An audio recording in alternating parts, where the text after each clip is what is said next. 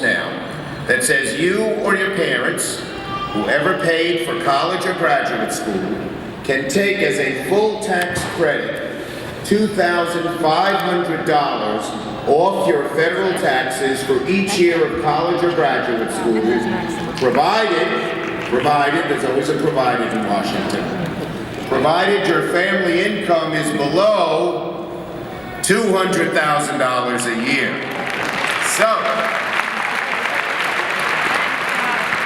those of you who come from families who make below $200,000, make sure you take that credit. Last year, about a quarter of all people who are entitled didn't, because it's relatively new, and if you forgot in your freshman, sophomore, or junior years, you can actually file a form with the IRS and get up to $7,500 back. Not bad. Now what happens if you come from a family that makes above $200,000 a year? God bless you. I'd like to say a few words to the moms and dads.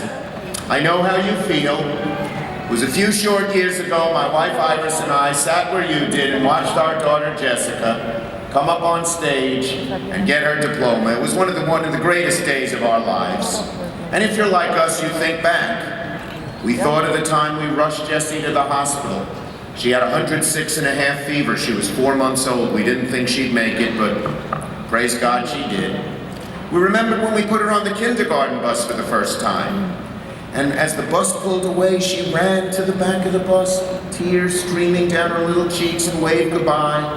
But when Iris went to meet her on the bus on its return at 2 o'clock, she jumped off the bus happy as could be. She said, "Mommy, I came back."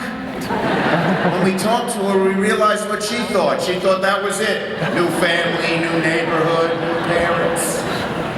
Then we remembered her at age 14. She was a teenager. She didn't say much to us. And when she did, we didn't understand a word she said. And then moms, dads, you see your daughters and sons come up on stage, get that diploma, and become an adult before your very eyes. Congratulations to the moms and dads. Job well done. Finally, just one other word. As we speak here today in this beautiful new athletic facility, there are young men and women, many from Long Island, who are overseas in Iraq, Afghanistan, and other places, defending our freedom. Let's have a round of applause for them.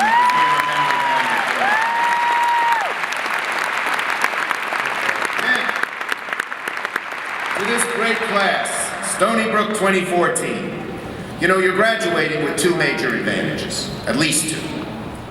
First, you're graduating from one of, as President Stanley said, one of the best schools, not just on Long Island, not just in New York State, not even just in the United States. This is one of the best schools in the world.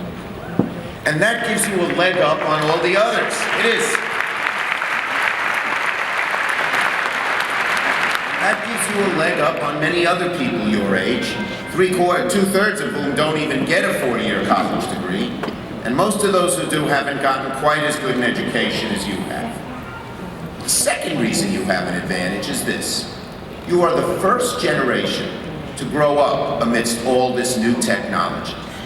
You know, in 1988, a few years before most of you were born, that was the first year the word internet was ever used in print. There was no Google and no Facebook and no Twitter, no texting, no emails, no LOL. In 1994, the year some of you may have been born, there were just 12 websites on the World Wide Web. That's it, 12. Now there are 14 billion. That shows you how quickly the world is changing. And it's your world, not ours. You know, your teachers, your parents, me, the adults around here, the old people, whatever you want to call us. We try to get used to this technology, but it's hard for us. We're learning it as adults. But you were born into it. Technology is to your generation as water is to a fish. You've been swimming in it your whole lives. So the fact that you've gotten this great education in Stony Brook, and the fact that you're the first generation to grow up immersed in all this technology means one thing. Now is the time, if there ever was one, to Figure out what your dream is. Reach high for it. Then, reach deep down inside yourself. See what you're made of. See if you can achieve that dream. My advice to the class of 2014 is very simple.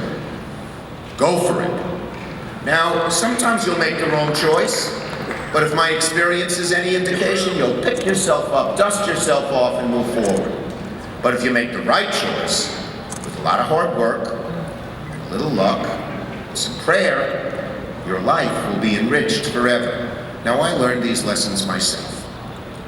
When I was your age, seated at graduation, as you are today, it was about 40 years ago, I learned that I had won a scholarship to travel all around the world, all expenses paid, for a whole year. For me, it was the opportunity of a lifetime. I had never been out of the country before. But at the same time, graduates, I met a girl, and I fell in love. Oh. Now I ask you, I had to decide. What would you do? Should I go around the world on the all-expense-paid scholarship for a whole year?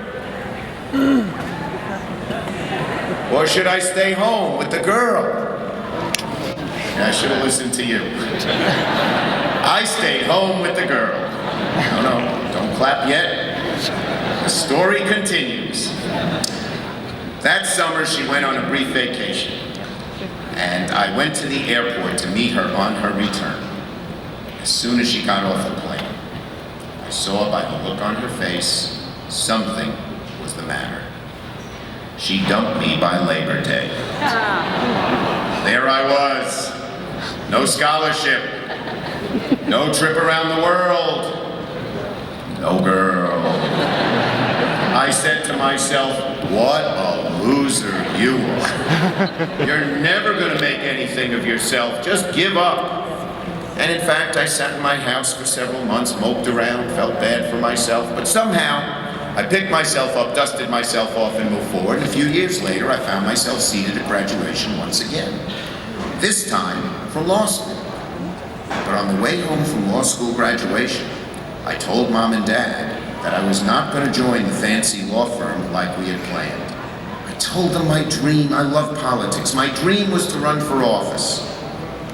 Well, my parents were shocked. My mother was particularly disappointed. You see, my father was an exterminator. He never went to college. They struggled to help me get through college and law school, and the law firm was paying $400 a week, which in those days was more money than my family had ever seen. My dream was politics, to run for office. And so that year, at the age of 23, against very long odds, I ran for the New York State Assembly, and I had 3 opponents. There was the party machine candidate, there was a neighborhood activist, and then there was my mother, who was telling all her friends not to vote for me. So as she said, I get this dumb idea of being a politician out of my big, thick head. Well, graduates, a few years earlier, I didn't get that girl, but that November, I won the election. So, to this great class, on this day of your achievement, my advice to you is the same advice I gave to myself 40 years ago. Go for it. To the great class of 2014 Stony Brook, congratulations, good luck, and Godspeed.